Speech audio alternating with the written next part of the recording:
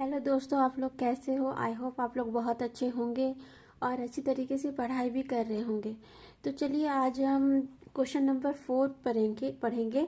घर और पाठशाला में सामंजस्य न स्थापित करना बालक के साथ अनहोनी करना है। रॉस के इस कथन की पुष्टि कीजिए। ये जो क्वेश्चन है ये रॉस का कथन है, ठीक है। इसकी पुष्टि हमको करना है। अथवा घर तथा विद्यालय परस्पर पूरक तथा सहयोगी संस्थाएं हैं, स्पष्ट कीजिए। देखो, अथवा या और में ये दोनों क्वेश्चन है। इसी के बारे में हम आज व्याख्या करेंगे। क्या है घर और परिवार में संयोजन तुलना, ठीक है। तो ये हम आज पढ़ेंगे, ठीक है। क्या है कि आंसर है कि विद्यालय तथा घर में सहयोग एवं संतुलन। सहयोग भी है घर और विद्यालय में, सहयोग और संतुलन, ठीक है। क्या है कि cooperation and adjustment between school and home, ठीक है। क्या है कि कुछ प्रमुख विद्वानों का मानना है कि विद्यालय तथा घर दो भिन्न भिन्न संस्थाएं हैं जिनकी आपस में कोई विशेष समानता नहीं है।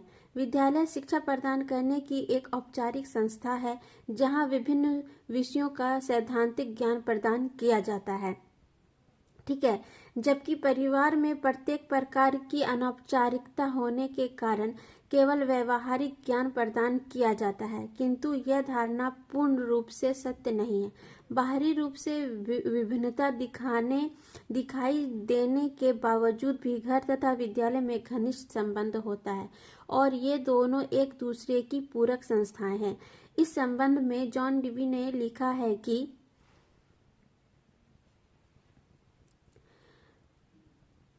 पाठशाला तो वास्तव में घर का एक विस्तृत रूप होना चाहिए। जिस प्रकार का अनुशासन बालक को घर में कभी कभी प्राप्त होता है इसी के अधिक पूर्ण रूप से उच्च साधनों द्वारा वैज्ञानिक ढंग से विद्यालय में सदैव स्थापना की जानी चाहिए, ठीक है। मतलब इनका ये कहना है कि कुछ जो विद्वान हैं उनका ये कहना है कि घर और परिवार दो अलग अलग भिन्न संस्थाएं हैं और इनकी जो आपस में कोई विशेष समानता नहीं है। लेकिन क्यों नहीं है? क्योंकि इनका कहना है कि विद्यालय शिक्षा प्रदान करने की एक औपचारिक संस्था है और जहाँ की विभिन्न विषयों का सैद्धांतिक ज्ञान, मतलब कि विद्यालय जो है कि वहाँ पर जो है कि विभिन्न प्रकार के सब्जेक्ट, बहुत सारे सब्जेक्ट जो होते हैं वो पढ़ाई जाते हैं, ठीक है। लेकिन घर में क्या होता है, घर में थोड़े ना हर तरह के सब्जेक्ट का एक सिलेबस बनाया जाता है।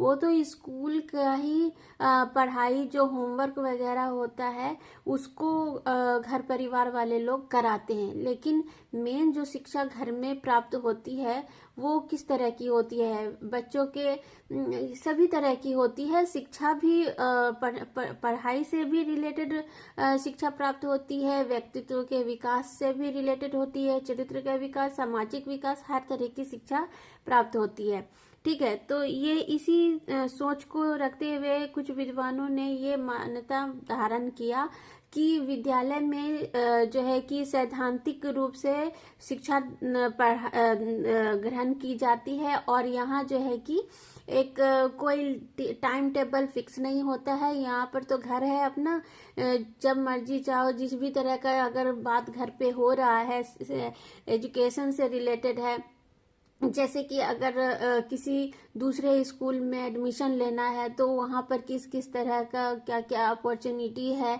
जिससे कि बच्चे को और अच्छा एजुकेशन प्राप्त हो सकता है।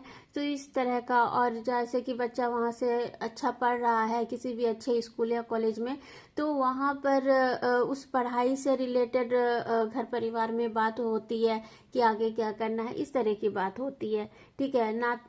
घर में किसी तरह का कोई टाइम टेबल फिक्स नहीं होता है, कभी भी किसी भी तरह की बातें होती है। और सिर्फ इसी से नहीं, हर तरह के बातें होती है घर पे। लेकिन स्कूल में जो होती है उसके लिए एक टाइम फिक्स होता है और उसी टाइम उसी समय अंतराल के अंतर्गत हम लोगों को जो है कि सिलेबस के अकॉर्डिंग पढ़ाई हर सब्जेक्ट की की जाती है, हम लोग पढ़ते हैं उसको, ठीक है। तो इसी सोच को रखते हुए भिन्न भिन्न जो है कि सिद्धांत सब लोग बताते हैं कि एक दूसरे से भिन्न है घर और विद्यालय, ठीक है। लेकिन जॉन डीवी जो कह रहे हैं वो कह रहे हैं कि नहीं, ऐसी बात नहीं है। स्कूल और घर दोनों एक जैसे ही है। शिक्षा संस्थान मतलब शिक्षा ग्रहण करने का जो एक मेन मोटो क्या होता है कि इंसान का कि शिक्षा ग्रहण करना। जब बच्चा स्कूल से पढ़ करके घर आता है तो एक टाइम वहां पर भी घर के लोग, माँ बाप फिक्स कर देते हैं कि भाई शाम में तुमको पढ़ने के लिए बैठना है, 1 घंटा पढ़ना है या 2 घंटा पढ़ना है, लेकिन पढ़ने के लिए बैठना है और इस सब्जेक्ट को पढ़ना है। जो भी होमवर्क जिस भी सब्जेक्ट का दिया गया है सभी सब्जेक्ट को स्कूल से आने के बाद घर में उसकी माँ जो है कि बच्चों को पढ़ाती है, ठीक है। लेकिन उसके साथ साथ उसके हर तरह के व्यक्तित्व का विकास भी करती है और घर परिवार में होता है, समाज में होता है। तो इस तरह से जॉन डीवी का यही कथन है, ठीक है। अब है कि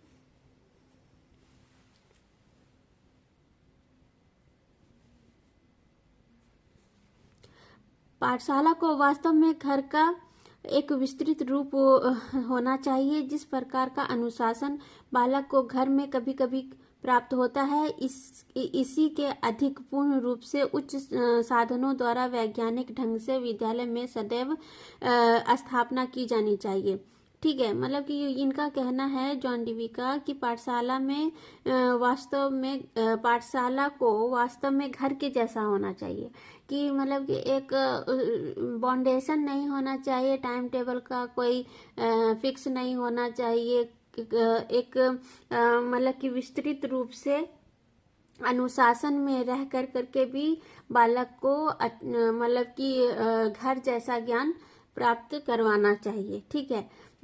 अच्छा है। अब यह है कि विद्यालय तथा घर इन दोनों ही संस्थाओं का वास्तविक उद्देश्य बालक का सर्वांगीण विकास करना है ना। विद्यालय हो चाहे घर हो, दोनों का एक मेन मोटो क्या होता है, मेन उद्देश्य क्या होता है कि बालक का सर्वांगीण विकास करना। स्कूल में भी बच्चे को उसके टीचर उसके चरित्र का विकास करते हैं। सामाजिक विकास कैसे होता है स्कूल में उसका, कि समाज के कितने सारे बच्चे स्कूल में पढ़ने के लिए आते हैं, ठीक है।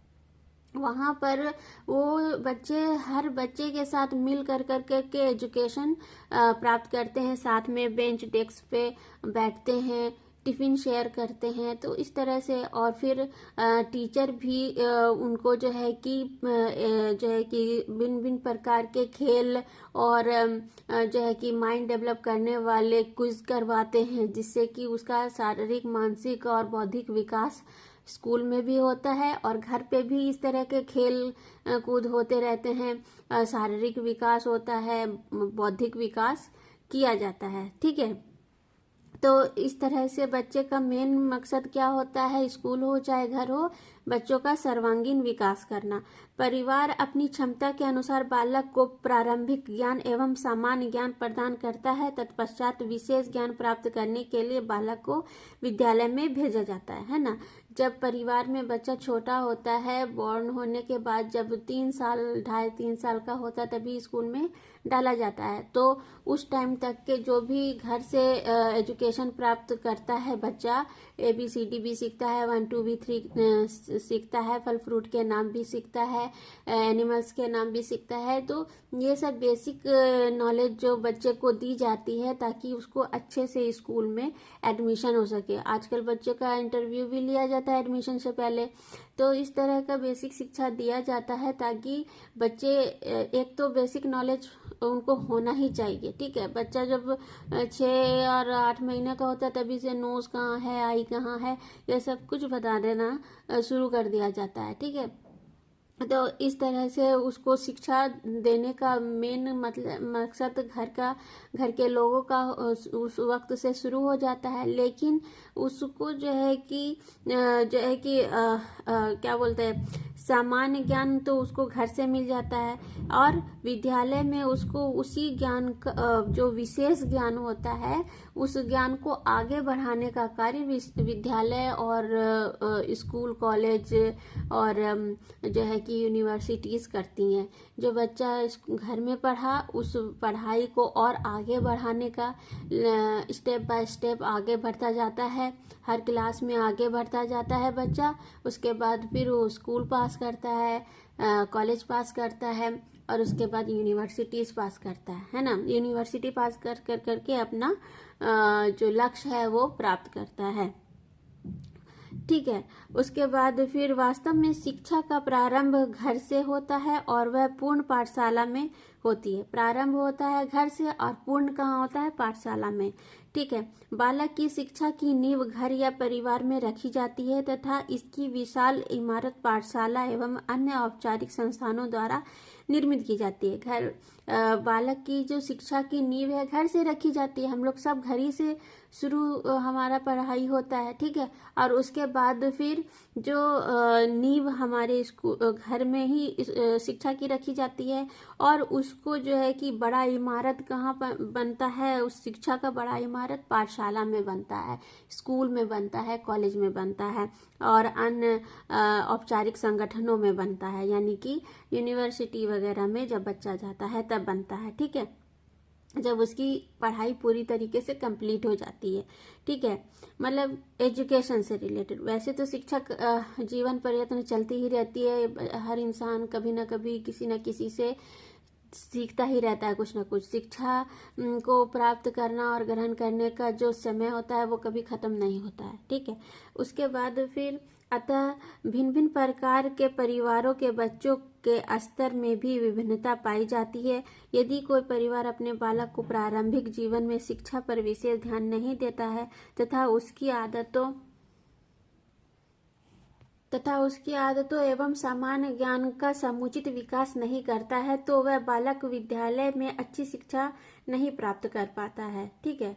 मतलब कि जिस परिवार में, जैसे कि पहले भी क्वेश्चन में बताया है कि जिस परिवार में माँ बाप अपने बच्चे के ऊपर ध्यान नहीं देते हैं, वो सिर्फ किसी न किसी तरीके से या तो फाइनेंशियली उनका इतना अच्छा कंडीशन नहीं होता है जिसके वजह से वो अपने बच्चों को सही शिक्षा देने के योग्य नहीं होते हैं, या फिर अगर होते भी हैं तो अपने खुद के मतलब ऐसा पारिवारिक माहौल बना रहता है जिसमें कि माँ बाप हमेशा एक दूसरे से लड़ते झगड़ते रहते हैं, घर के लोग एक दूसरे से लड़ाई झगड़ा करते रहते हैं। तो इस चक्कर में वो अपने बच्चे के ऊपर जो एक सही ध्यान देने का टाइम क्या होता है, वही उसी टाइम से जब बच्चा बॉर्न होने के बाद बोलना और थोड़ा थोड़ा चलना फिरना सीखता है, तभी उसको जो है कि इस तरह की घरेलू शिक्षा दी जाती है, ABCD वो सब कुछ।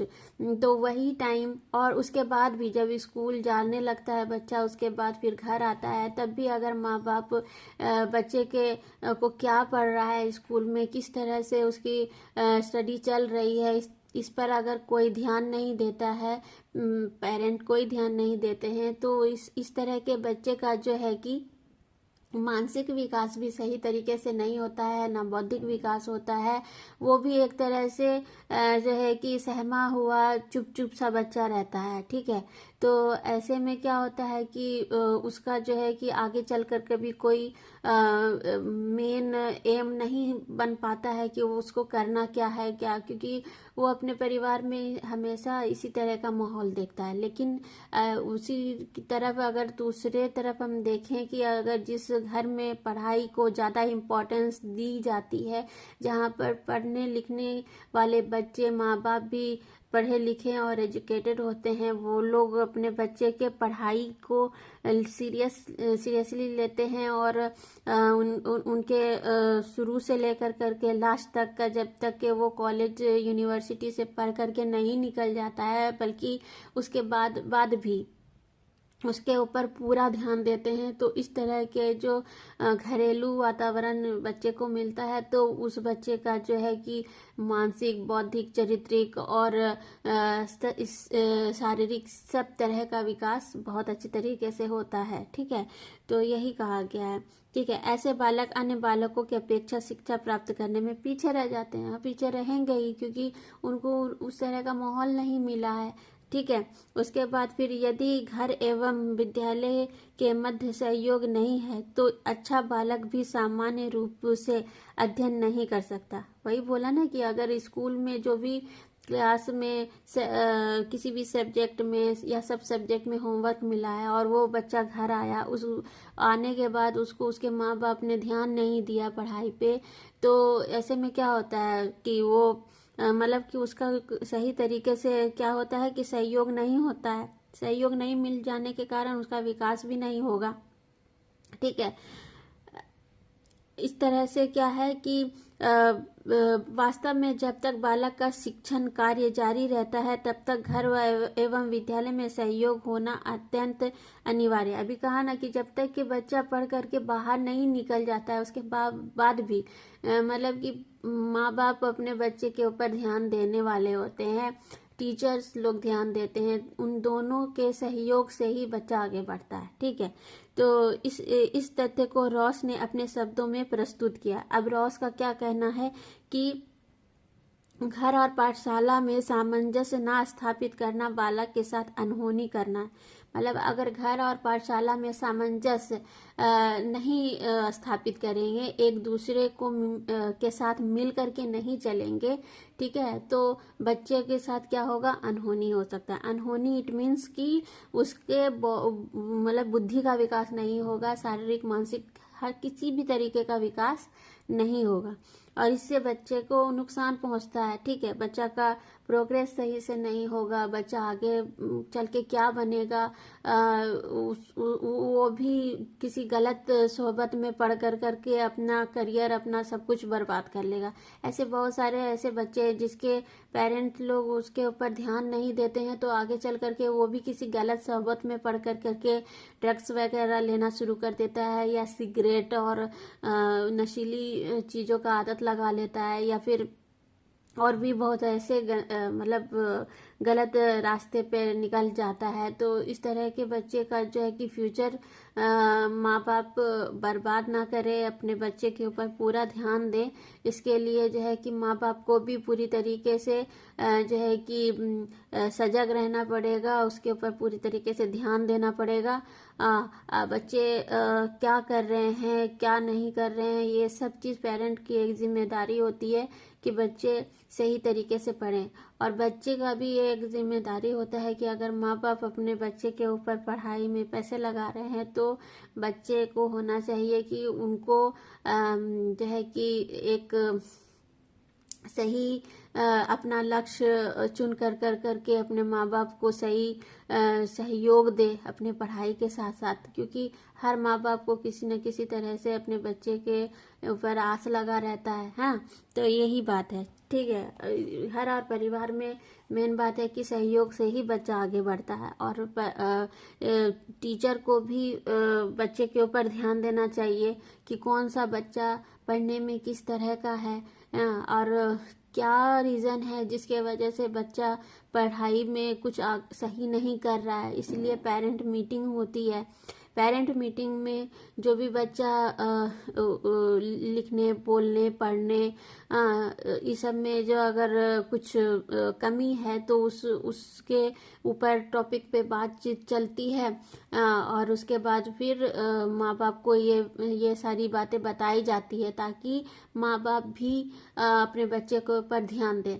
ठीक है, तो ये सारा सहयोग परिवार और विद्यालय का होता है जिससे कि बच्चा आगे बढ़ता है। अगर नहीं मिलता है तो बच्चे को हानि पहुंचता है। ठीक है, घर और पाठशाला में सामंजस्य न स्थापित करना बालक के साथ अनहोनी है। ठीक है, परस्पर पूरक एवं सहयोगी होनी चाहिए। वास्तव में घर और विद्यालय का बालक के प्रति एक ही उद्देश्य होता है। मतलब क्या कि घर और पाठशाला का बच्चों से रिलेटेड एक ही उद्देश्य होता है, और वो उद्देश्य होता है कि शिक्षा प्राप्त करवाना बच्चों को। ठीक है, अतः ये दोनों संस्थाएं परस्पर पूरक एवं सहयोगी है, और इसी तरह से पूरक है और सहयोगी है कि अगर एक दूसरे का सहयोग नहीं मिलेगा तो मतलब ना तो परिवार वाले लोग, अब स्कूल तो घर पे नहीं खोल लेगा ना, स्कूल के लिए तो बच्चे को स्कूल ही जाना पड़ेगा, और जो स्कूल में सिर्फ लिमिटेड टाइम टेबल ही फिक्स होता है, वो एनी टाइम तो बच्चे को नहीं पढ़ाता रहेगा, या हर तरह का जो जिस तरह से घर पर शिक्षा मिलता है उस तरह का ज्ञान तो एनी टाइम नहीं मिलता रहेगा उसको। तो इस तरह से घर और परिवार दोनों एक दूसरे के साथ कोऑर्डिनेट करे, सामंजस्य स्थापित करेगा, सहयोग देगा, ठीक है, तभी बच्चा आगे बढ़ेगा। ठीक है, तो यही बात है। अतः ये दोनों संस्थाएं परस्पर पूरक एवं सहयोगी होनी चाहिए। घर जिस कार्य को प्रारंभिक स्तर पर एवं साधारण ढंग से करता है, उसी कार्य को विद्यालय वैज्ञानिक ढंग से तथा उच्च स्तर पर करता है। देखो, घर पर जिस तरह का एजुकेशन प्राप्त होता है वो एक साधारण तरीका होता है, एक सिंपल वे में करता है। उसमें कोई, जैसे कि अब कोई भी पढ़ाया बच्चा, जैसे कि बच्चा जो भी पढ़ करके आया है घर में, माँ बाप उसको पढ़ा रहे हैं, ठीक है, तो उसको थियोरेटिकल पढ़ाने के बाद समझा देंगे, सब कुछ अच्छे तरीके से समझा देंगे, हाँ, सामान्य तरीके से, सिंपल वे में। लेकिन उसको घर पे लैब तो खोल के नहीं दे सकते हैं।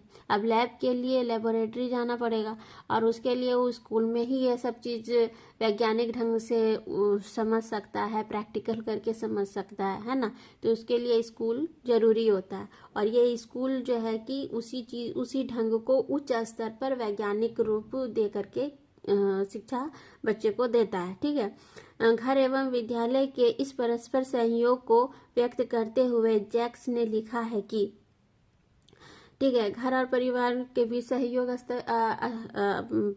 बताते हुए जैक्स ने भी कुछ लिखा है। वो उन्होंने लिखा है कि घर बालक की प्रथम पाठशाला है और पाठशाला वास्तव में घर का विस्तार है। भरसक प्रयत्न करने पर पाठशाला शिक्षा संस्था के रूप में घर का स्थान नहीं ले सकती। दोनों को विशेष सहयोग से कार्य करना है। मतलब कि हम लोग बोलते हैं ना कि घर जो है कि बच्चों का पहला पाठशाला कौन होता है? घर होता है, ठीक है। और घर पाठशाला वास्तव में घर का विस्तार, मतलब कि और पाठशाला क्या है? वो एक घर के ही रूप में बड़ा संस्था है। मतलब एक घरेलू टाइप से, जो मतलब घरेलू नहीं, एक बड़े शिक्षा ग्रहण करने का एक बड़ा स्तर पाठशाला हो गया, और घर उसका छोटा रूप हो गया। ठीक है, तो ये हो गया। उसके बाद फिर है कि इसीलिए जो है कि घर और परिवार में जो है कि स्कूल के सभी टीचर्स और घर के सभी सदस्य को ये होना चाहिए कि एक दूसरे का सहयोग दे, ताकि बच्चे के, और ये सहयोग किस लिए होता है? बच्चे को के विकास के लिए होता है, उसकी शिक्षा को सही ढंग और सही रास्ता पकड़वाने के लिए होता है। अगर माँ बाप ज़्यादा पढ़े लिखे नहीं हैं, एजुकेटेड नहीं है, तब भी बच्चे को, अगर वो बच्चे को ध्यान दे रहे हैं, उसके पढ़ाई पर ध्यान दे रहे हैं, तो फिर क्या करते हैं कि ट्यूशन व्यूशन लगा देते हैं, घर पर आकर करके टीचर आकर के पढ़ाई लेते हैं। लेकिन माँ बाप कर तो रहे हैं, लेकिन अगर वही माँ बाप अपने बच्चे के ऊपर किसी भी तरह का कोई ध्यान नहीं देते हैं, तो ऐसे भी होता है कि जैसे कि दोनों माँ बाप जो है कि ऑफिस गोइंग है, बच्चे को ना माँ टाइम दे पा रही है, ना पिता टाइम दे पा रहा है, तो वो सब सारे पढ़ाई किस तरह से करता है? ऑनलाइन पढ़ाई करता है। और इस तरह से भी बच्चा जो है कि जो भी कुछ सीखता है खुद से सीखता है, उसमें उसके परिवार का कोई सहयोग प्राप्त नहीं होता है। इसमें भी बच्चा जो है कि उदासीन हो जाता है, उसका विकास सही तरीके से नहीं होता है। एक परिवार में अपने माँ बाप से जिस प्यार के साथ सहयोग मिलेगा, शिक्षा को बच्चा अच्छे तरीके से समझ सकेगा, वो ऑनलाइन और ऑफलाइन और ये सब कुछ के साथ साथ ऑनलाइन भी पढ़ाई माँ बाप इसलिए भी करवाते हैं ताकि जो उनको नहीं आ रहा है वो उसके जरिए बच्चे को पढ़ाए, लेकिन साथ में रहते हैं, बैठे रहते हैं। जब तक कि ऑनलाइन क्लास नहीं होता है वो पेरेंट अपने बच्चे के साथ रहते हैं और उनके साथ ही कभी कभी तो ये भी होता है कि मतलब छोटे बच्चे जो होते हैं उनको उनका होमवर्क कर भी उनके पेरेंट ही कर करके दे देते हैं, जो कि गलत है। लेकिन फिर भी बच्चे लोगों को पढ़ने लिखने का के साथ माँ बाप भी सहयोग देते हैं, ठीक है। तो इस तरह से बच्चा एक तरह से परिवार का सहयोग लेते हुए और स्कूल में उसके टीचर्स के साथ उसका सहयोग लेते हुए आगे बढ़ता है। तो परिवार और विद्यालय के बीच एक दूसरे का परस्पर सहयोग ही है जो बच्चे को आगे उसके लक्ष्य को प्राप्त करने में सहयोग देता है, ठीक है। और साथ ही आजकल बहुत सारी संस्थाएं हैं जिसमें कि बच्चा अपने आप को और भी ज़्यादा अच्छा विकसित कर सकता है। बहुत सारे इंस्टीट्यूट वगैरह हैं, ऑनलाइन क्लासेस होती रहती हैं। जब बच्चे के माँ बाप के मतलब कि कुछ सब्जेक्ट्स में उनको नहीं नॉलेज है तो वो क्या करते हैं, वो ऑनलाइन टीचिंग करवाते हैं, ठीक है। ये सब कुछ भी परिवार का एक सहयोग ही होता है, ठीक है। तो इस तरह से जो है कि बच्चा किस तरह से अपने अच्छे एजुकेशन को प्राप्त करे, माँ बाप का एक यही मेन उद्देश्य होता है। और साथ में स्कूल के टीचर लोग का भी, स्कूल में जितने भी टीचर्स हैं उन सब का, ठीक है। तो उपरोक्त विवेचना से स्पष्ट क्या होगा, वो ये है कि उपरोक्त विवेचन के आधार पर यह स्पष्ट रूप से कहा जा सकता है कि घर तथा विद्यालय में सामंजस्य स्थापित होता है और यदि इसमें कोई बाधा है भी तो उसे दूर करके इन दोनों में सामंजस्य स्थापित करना चाहिए। इन दोनों में सामंजस्य ना स्थापित करना बालक के साथ अनहोनी करना है। दूसरे शब्दों में यह भी कहा जाता है कि घर तथा विद्यालय परस्पर पूरक तथा सहयोगी संस्थाएं हैं, ठीक है। मतलब सब कुछ पढ़ उड़ करके हमको ये समझ में आया कि घर और परिवार एक दूसरे के पूरक हैं और इन दोनों के सहयोग से ही बच्चे का जो है कि शिक्षा कंप्लीट होता है और उसके अंदर उसका शारीरिक, मानसिक, चारित्रिक और बौद्धिक, सामाजिक सब तरह का विकास इन दोनों के सहयोग से ही होता है, ठीक है। और इससे क्या होता है कि जब एक पीढ़ी पढ़ कर करके आगे बढ़ती है तो वही शिक्षा वो अपनी दूसरी पीढ़ी को देता है, ठीक है। तो इस तरह से ये सहयोग जो है कि स्कूल और परिवार का चलता रहता है और ये एक दूसरे के पूरक हैं, ठीक है।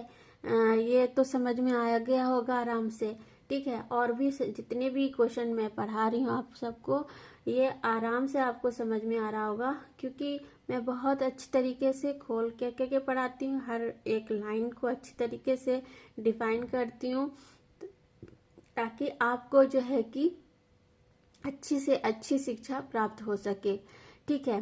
तो आप लोग मेरे चैनल को सब्सक्राइब कीजिए और शेयर कीजिए वीडियो को ताकि ये वीडियो और सब लोगों तक भी पहुंचे और उनको भी अच्छी शिक्षा प्राप्त हो। उनको भी अभी एग्ज़ाम का टाइम है तो मतलब ऐसी वीडियो उनको मिलनी चाहिए जिससे कि वो एक टाइम में एक बार पढ़ें और उनको समझ में आ जाए, बार बार रिपीट करने की ज़रूरत नहीं पड़े, ठीक है। तो चलिए आज के लिए इतना ही। आप लोग मेरे चैनल को ज़रूर सब्सक्राइब कीजिए और जो है कि शेयर कीजिए, कमेंट कीजिए, लाइक दीजिए, ठीक है। और अपना बहुत ख्याल रखिए और अपने फैमिली का भी बहुत ख्याल रखिए। आज के लिए इतना ही। टेक केयर, बाय बाय और बहुत बहुत बहुत बहुत ख्याल रखिए अपना, ठीक है। Bye bye.